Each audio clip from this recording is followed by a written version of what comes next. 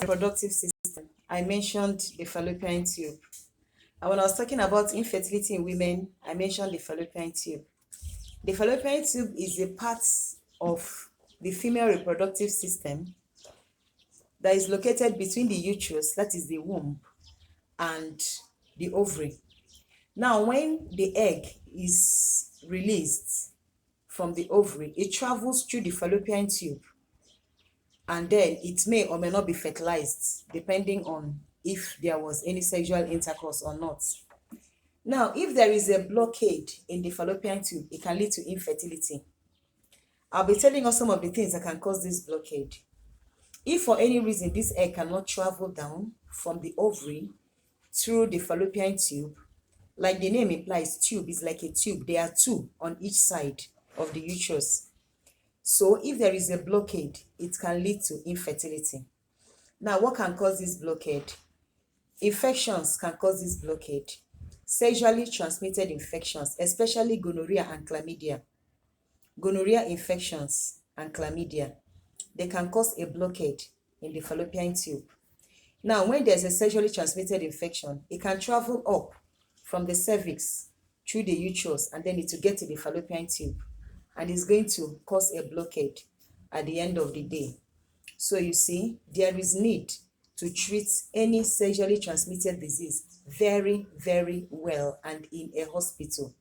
Don't just buy drugs by yourself, because there is need to ensure that even after these infections have gone, that they don't cause a residual problem in the reproductive system, leading to infertility, possibly later in life. Now, let me say that some people have one fallopian tubes, possibly because they were born that way, because there are congenital malformations that can affect any part of the body, including the fallopian tube. Some people at birth, they were given birth to with just one fallopian tube. They can still function normally, they can still have their children if the ovary and if that particular fallopian tube is functioning well. Some people have had ectopic pregnancies in the past, and because of that, because the baby was growing in a particular fallopian tube, maybe the left or the right, it was removed. Okay, they can still function well and have their children with the other one remaining fallopian tube.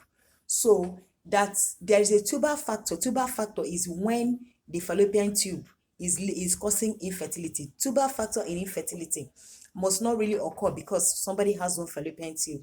I know of a woman who had all her children with just one fallopian tube. She had 5 of her children with just one fallopian tube. So if you have one fallopian tube, why not? If its patent is functioning well and the ovary on that side is functioning well, you can still have your babies comfortably.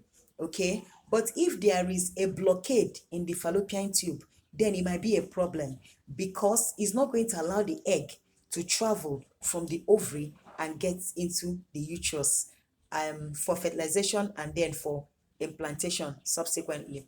Okay, when there is a blocked fallopian tube, it is what a doctor will handle. It is what a doctor will handle.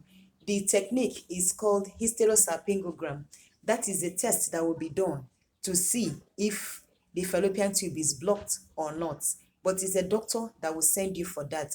So if you're having a fertility problem, meet your doctor, sit down with your doctor, preferably a gynecologist, because they are the experts in this area. They will sit down with you and they will be able to take a history from you, and they'll find out what the problem is. And of course, if it's something that can be solved, they will help you solve the problem. So I know I've been able to tell us how the fallopian tube can cause infertility in women. So stay tuned. I'll still be giving us more topics, interesting topics. Remember that the essence of this page is to show you how to seek appropriate and timely intervention when there is any problem in your health. I'm here for you.